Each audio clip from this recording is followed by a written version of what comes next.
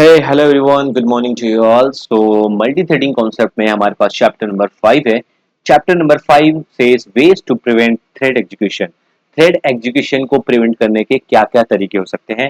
Before that कि हम क्या क्या तरीके होते हैं उन्हें समझे, पहले हम ये समझ लेते हैं कि थ्रेड एग्जीक्यूशन को हमें रोकना क्यों है या थ्रेड एग्जीक्यूशन क्या होता है। वी हैव सीन अर्लियर कि थ्रेड एग्जीक्यूशन क्या होता है, फिर भी मैं आपको एक बार रिमाइंड कर देता हूँ। अगर आपने नहीं देखा थ्रेड मल्टी थ्रेडिंग के इन ऑर्डर वीडियो, तो आप प्लीज इन ऑर्डर वीडियोस देखते आओ, मतलब एक ऑर्डर में सारी वीडियोस देखते आओ ताकि आपको इन फ्यूचर कोई भी वीडियोस समझने में प्रॉब्लम ना हो, है ना, सारे डाउट क्लियर हो। फिलहाल हम चैप्टर नंबर 5 में हैं और इसमें हम पहले समझेंगे थ्रेड एग्जीक्यूशन क्या होता है। थ्रेड एग्जीक्यूशन का मतलब है जब भी हम किसी थ्रेड के न्यू थ्रेड के इंस्टांस डॉट स्टार्ट मेथड को कॉल करते हैं, मतलब हम जब भी किसी न्यू थ्रेड से स्टार्ट मेथड को कॉल करते हैं, जैसे 3 टास्क परफॉर्म होते हैं। पहला टास्क क्या होता है, उस नए थ्रेड को थ्रेड शेड्यूलर में रजिस्टर किया जाता है। दूसरा टास्क क्या होता है, जो भी एक्टिवेशन का काम होता है वो सारे एक्टिवेशन का काम होगा। तीसरा क्या होता है, रन मेथड को इन्वोक करता है। हम ये सारी चीजें डिटेल में देख चुके हैं। इसे हम क्या कहते हैं, थ्रेड एग्जीक्यूशन। अब इस थ्रेड एग्जीक्यूशन को प्रिवेंट क्यों करते हैं, रोकते क्यों हैं, है ना, थ्रेड एग्जीक्यूशन को प्रिवेंट करने की जरूरत क्यों पड़ी या रोकने की जरूरत क्यों पड़ी। एक छोटा सा सिनारियो लेते हैं। Suppose there are 3 thread T1, T2 and T3। Mark my word, these all threads are same priority। T1, T2 and T3 की प्रायोरिटी जो है सेम है। क्यों प्रायोरिटी सेम है ये मैं कह रहा हूँ, प्रायोरिटी की बात क्यों लाया यहाँ पे, वी विल सी। ठीक है, प्रायोरिटी क्या है आप सब जानते हो, प्रीवियसली वीडियो में हमने डिस्कस किया था कि थ्रेड प्रायोरिटी कैसे काम करता है और थ्रेड प्रायोरिटी क्या चीज होती है। अगर नहीं देखा तो आप देख लीजिए। लेकिन सपोज करते हैं 3 थ्रेड है T1, T2 एंड T3 और तीनों थ्रेड की प्रायोरिटी क्या है, सेम है। सपोज T1 को मौका मिल गया, थ्रेड शेड्यूलर ने मौका दे दिया एग्जीक्यूशन का। बाकी एग्जीक्यूशन का मौका कौन देता है, चांसेस कौन देता है, थ्रेड शेड्यूलर देता है। अब ये किसको चांसेस देता है, it totally depend on the thread scheduler and thread scheduler moves. किसको दे रहा है, T1 को दे रहा है, T2 को दे रहा है, T3 को दे रहा है, और वो कौन सा एल्गोरिथम यूज कर रहा है ओवरऑल। ठीक है, तो T1 को सपोज एक सिनेरियो लेते हैं, T1, T2, T3 थ्रेड हैं और तीनों में से T1 को मौका मिल गया एग्जीक्यूट करने का। ठीक है, अब T1 का वर्किंग आवर सपोज 100 आवर है। ठीक है, मतलब 100 घंटे के लिए T1 को एग्जीक्यूट करना है। अब सेम प्रायोरिटी का T2 भी है, सेम प्रायोरिटी का T3 भी है ना। अब T1 को पहले मौका मिल गया, मतलब T2 एंड T3 को 100 घंटे तक वेट करना पड़ेगा।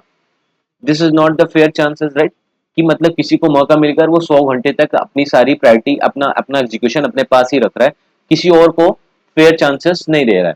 तो इसको इसके लिए फेयर चांसेस क्रिएट करने के लिए हमें प्रिवेंट करना पड़ेगा, किसको, T1 को, किस चीज से, थ्रेड एग्जीक्यूशन के लिए। तो थ्रेड एग्जीक्यूशन को प्रिवेंट करने के लिए हमें यहाँ पे 3 तरीके देखने को मिलते हैं। पहला तरीका है यील्ड मेथड, दूसरा तरीका है ज्वाइन मेथड, तीसरा तरीका है स्लीप मेथड। अब इन तीनों तरीके के अपने अपने कुछ रूल्स एंड रेगुलेशंस हैं, कुछ रिस्ट्रिक्शंस हैं, कुछ डिफिनेशंस हैं। इन तीनों को वन बाय वन हम अलग अलग वीडियोस में देखेंगे। आज की वीडियोस में हम देखेंगे यील्ड मेथड के क्या रूल्स एंड रेगुलेशन है एंड यील्ड मेथड कैसे काम करता है टू प्रिवेंट थ्रेड एग्जीक्यूशन। ठीक है, basically yield method causes to pass the current execution thread to give the chances for the waiting thread of same priority। जैसा कि हमने डिस्कस किया था कि प्रिवेंट थ्रेड एग्जीक्यूशन, ये तीनों मेथड यूज किए जाते हैं। तो बेसिकली यील्ड मेथड भी यूज किया जाता है to prevent thread execution. Current pause pause PAUSE, मतलब पॉज देने के लिए, किसको, करंट थ्रेड को। एक जो भी थ्रेड एग्जीक्यूट हो रहा है उस थ्रेड को एक छोटा सा पॉज, एक टेम्पररी पॉज देने के लिए हम यील्ड मेथड का यूज करते हैं।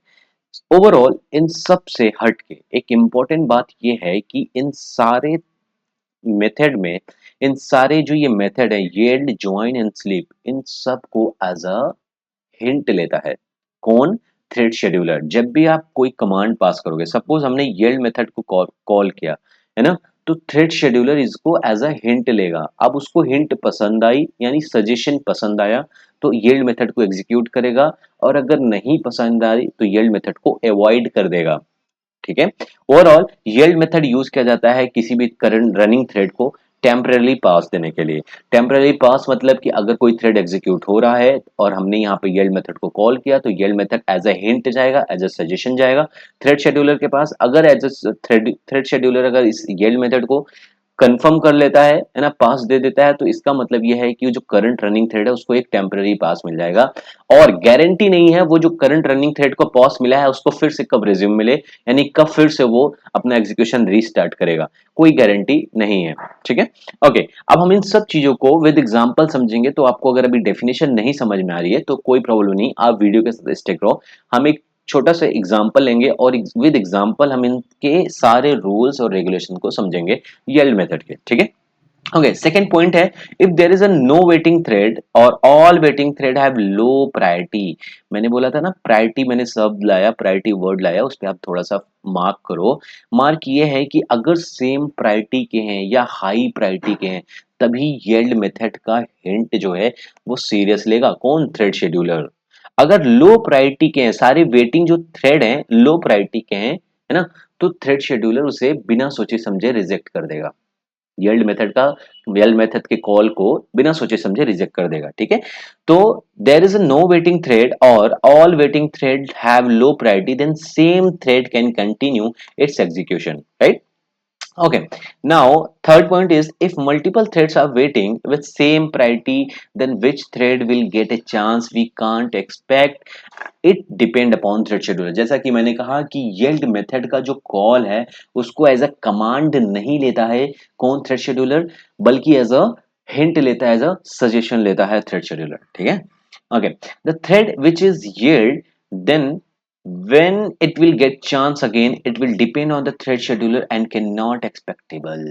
मतलब कि जिस थ्रेड पे हमने yield मेथड को कॉल करके उसे एक टेम्पररी पॉज दिया है, दोबारा उसको कब चांस मिलेगा एग्जीक्यूट करने का, इट इज नॉट एक्सपेक्टेबल। ये टोटली डिपेंड ऑन किस पे है, थ्रेड शेड्यूलर पे। उसे चाहे तो तुरंत मौका मिल जाए या उसे चाहे तो पॉज ही ना मिले, वो कंटिन्यू एग्जीक्यूशन करे।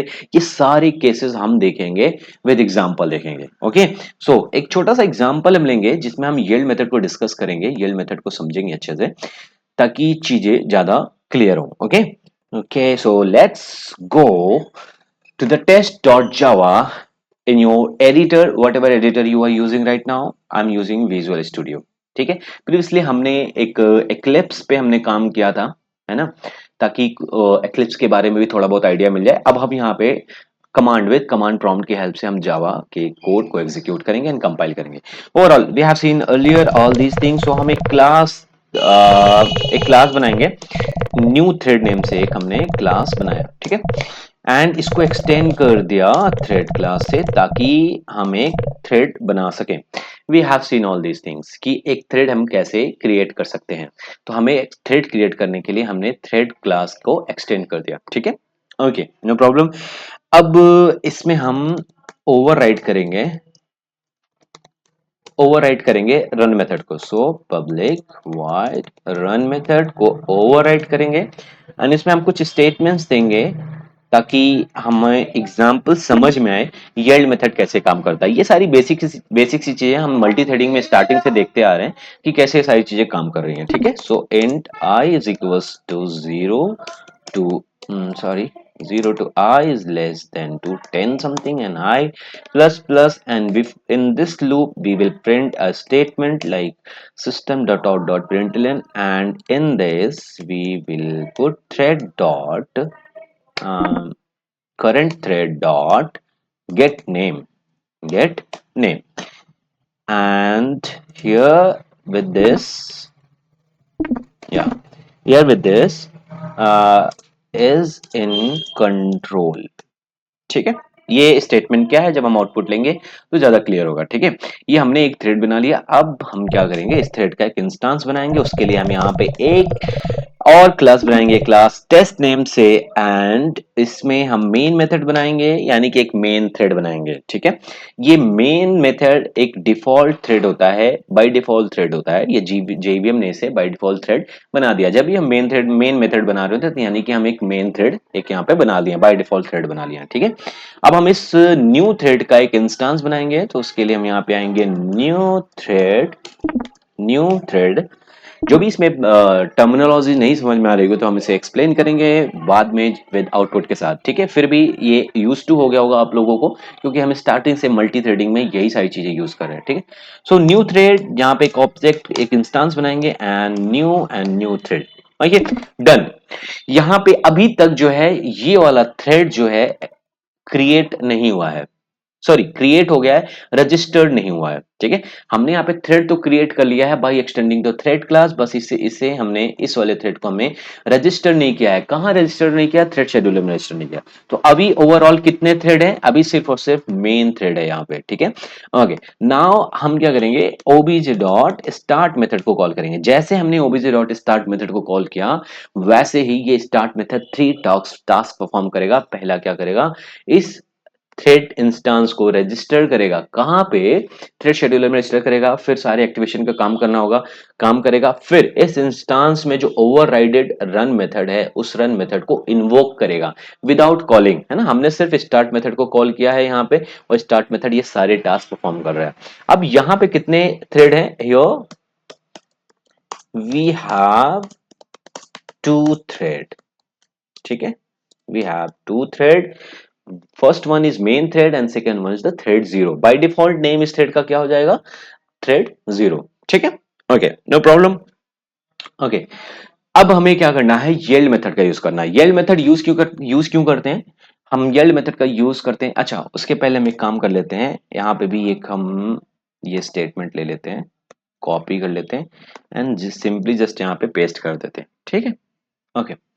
अब येल्ड मेथड का हम यूज क्यों करते हैं उसके पहले हम इसका आउटपुट देख लेते हैं एंड फिर येल्ड मेथड का यूज हम समझते हैं। सो जावा सी टेस्ट डॉट जावा, थोड़ा सा जूम कर देता हूं, no compile time error, let me execute the code Java dot test. Okay, no problem, we can see here main is in control, thread 0 is in control, main is in control, thread 0 is in control, continuously it is changing, it's not expectable the output। ठीक है, कि एक बार और हम यहाँ पे इसे copy कर लेते हैं और 2-4 बार हम इसे पेस्ट करके देखते हैं, हमें डिफरेंट आउटपुट देखने को मिलेगा।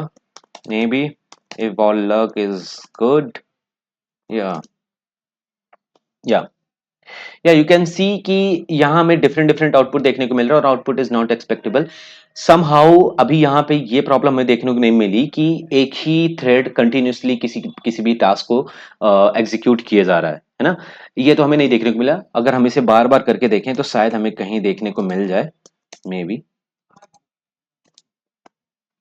समाउ हमें नहीं देखने को मिला। लेकिन अब सपोज सपोज एक छोटा सा एग्जांपल इसी में देख के लेते हैं। सपोज यहाँ पे thread zero is in control, thread zero is in control, 2 bar thread zero यहाँ पे परफॉर्म हो रहा है। तो हम चाहते हैं कि ये सिर्फ एक बार परफॉर्म हो, तो उसके लिए हम क्या करेंगे, एक टेम्पररी पॉज देंगे। किसको पॉज देंगे? थ्रेड जीरो को पॉज देंगे। या हम चाहते हैं मेन थ्रेड जो यहाँ पे कहीं यहाँ पे देखो स्टार्टिंग में देखो, main main thread is in control, main thread is in control. हम चाहते हैं ये जो मेन थ्रेड है इसको एक टेम्पररी पास मिले और थ्रेड जीरो को चांसेस मिले, एक फेयर चांसेस मिले। तो उसके लिए हम यहाँ पे येल्ड मेथड का यूज करेंगे। But yield method is used as a hint, as a suggestion to the thread scheduler. Thread scheduler के लिए येल्ड मेथड एक हिंट यूज होता है, एक हिंट की तरह काम करता है।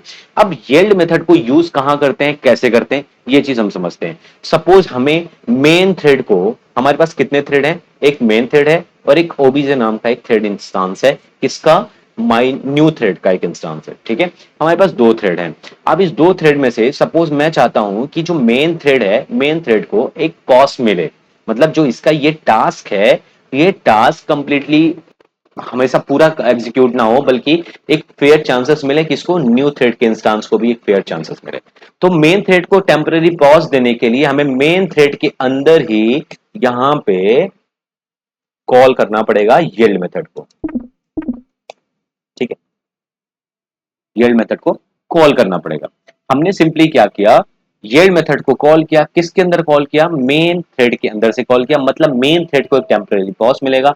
किसको फेयर चांसेस मिलने, फेयर चांसेस देने के लिए हम रिक्वेस्ट कर रहे हैं थ्रेड शेड्यूलर से, ओबीजे को, ओबीजे को जो कि किसका इंस्टांस है, न्यू थ्रेड का। मतलब न्यू थ्रेड को एक फेयर चांस देने के लिए हम रिक्वेस्ट कर रहे हैं किससे, थ्रेड शेड्यूलर के। अब थ्रेड शेड्यूलर चाहे तो इसको एक्सेप्ट करे, चाहे तो इसको अवॉइड करे, चाहे तो इसको रिजेक्ट करे।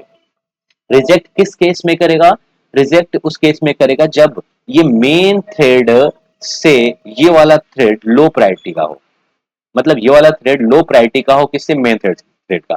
बाय डिफॉल्ट दोनों थ्रेड की प्रायोरिटी क्या है, सेम है। यहाँ पे मेन थ्रेड की बाय डिफॉल्ट 5 है, न्यू थ्रेड की भी मेन बाय डिफॉल्ट प्रायोरिटी कितनी है, 5 है।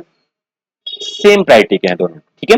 अब जब सेम प्रायोरिटी के हैं तो अब ये एज अ हिंट लेगा, it will be taken as hint or suggestion by the thread scheduler, by the thread scheduler. अब थ्रेड शेड्यूलर से अवॉइड करे या एक्सेप्ट करे या रिजेक्ट करे, it depend on the thread scheduler, ठीक है। अब हमने यहाँ पे किया कि मेन थ्रेड को मैं चाहता हूं कि मेन थ्रेड को एक पॉज मिले और थ्रेड जीरो जो है यानी जो कि न्यू थ्रेड है ये एग्जीक्यूट हो फर्स्ट, ठीक है। ओके, लेट मी सी कि थ्रेड शेड्यूलर इसे अवॉइड करता है या फिर एक्सेप्ट करता है। कंपाइल कर लिया हमने, now we will test it. Okay, thread zero is in control, main is in control, thread zero is in control. यहाँ पे थ्रेड शेड्यूलर ने इसे अवॉइड कर दिया, यहाँ पे थ्रेड शेड्यूलर ने इसे अवॉइड कर दिया, लेकिन मोस्ट ऑफ द केसेस हमें ये देखने को मिलेंगे कि यहाँ पे पॉज मिल जाता है। थ्रेड शेड्यूलर अगर हाई प्रायोरिटी का, अभी ये सेम प्रायोरिटी के हैं, अभी ये सेम प्रायोरिटी के हैं, अगर ये हाई प्रायोरिटी का थ्रेड होता तो यहाँ पे थ्रेड शेड्यूलर इसे एक पॉज दे सकता था।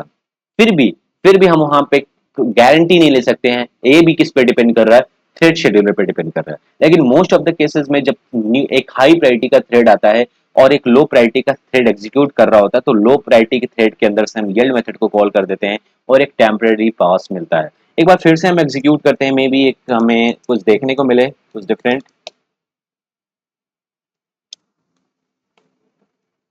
सेम आउटपुट, या in the second output we can see maybe, या यू कैन सी सबसे पहले यहाँ पे थ्रेड शेड्यूलर ने थ्रेड जीरो को चांस दिया, है ना, थ्रेड जीरो को चांस दिया यानी यील्ड मेथड वर्क किया, लेकिन तुरंत ही जस्ट उसके बाद ही थ्रेड शेड्यूलर ने यील्ड मेथड को इग्नोर कर दिया।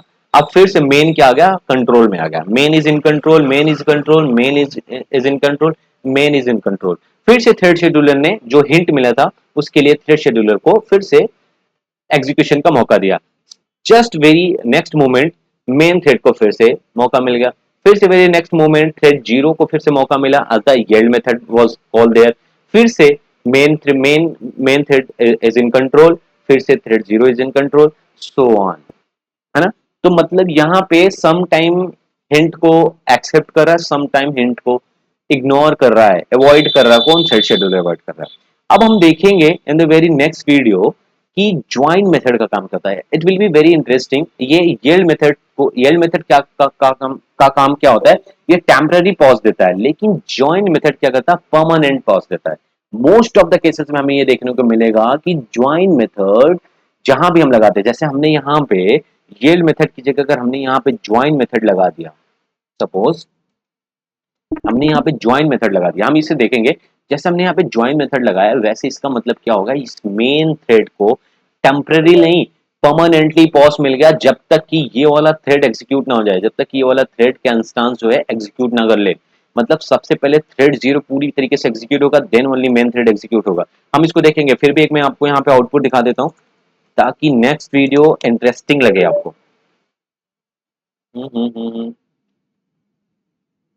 ओके फाइन, सो यहाँ पे हमें एक थ्रोज एक्सेप्शन, यहाँ पे इंटरप्टेड एक्सेप्शन को हमें यहाँ पे हैंडल करना होगा। ये क्यों करना होगा, we will see in the next video. बस मैं आपको छोटा सा डिफरेंस दिखाना चाह रहा हूँ, है ना, ताकि चीजें क्लियर हो। आप देखो यहाँ पे थ्रेड जीरो सबसे पहले पूरी तरीके से जब तक कंट्रोल नहीं हो गया तब तक मेन थ्रेड एग्जीक्यूट नहीं हुआ। इसी इसी के हिसाब से अगर हम येल्ड मेथड को देखें तो येल्ड मेथड को येल्ड मेथड क्या कर रहा था, उसके थ्रेड शेड्यूलर क्या कर रहा था, येल्ड मेथड को एज अ हिंट ले रहा था लेकिन एक टेम्पररी पॉज दे रहा था। कब जो है थ्रेड जीरो एग्जीक्यूट हो रहा था, फिर उसके बाद मेन थ्रेड एग्जीक्यूट हो रहा था, फिर थ्रेड जीरो एग्जीक्यूट हो रहा है, मतलब एक टेम्पररी पॉज दे रहा था। लेकिन ज्वाइन मेथड क्या करता है, एक टेम्पररी पॉज नहीं देता है बल्कि परमानेंट पॉज देता है, ठीक है। इसको हम नेक्स्ट वीडियो में देखेंगे, डिस्कस करेंगे ज्वाइन मेथड को। फिलहाल यील्ड मेथड क्या करता है, टेम्पररी पॉज देता है और yield method as a command treat नहीं होता है थ्रेड शेड्यूलर के लिए, एज अ हिंट ट्रीट होता है थ्रेड शेड्यूलर के लिए, ठीक है। ओवरऑल ये क्लियर होगा यील्ड मेथड। अगर इसमें कोई भी डाउट हो रहा हो तो please let me know, will discuss in the very next video. so in very next video we will see join method, right, we'll see join method and जब ज्वाइन मेथड हम देखेंगे तो येल मेथड के concept और भी थोड़े clear हो जाएंगे। Then after join method we will see the sleep method, okay.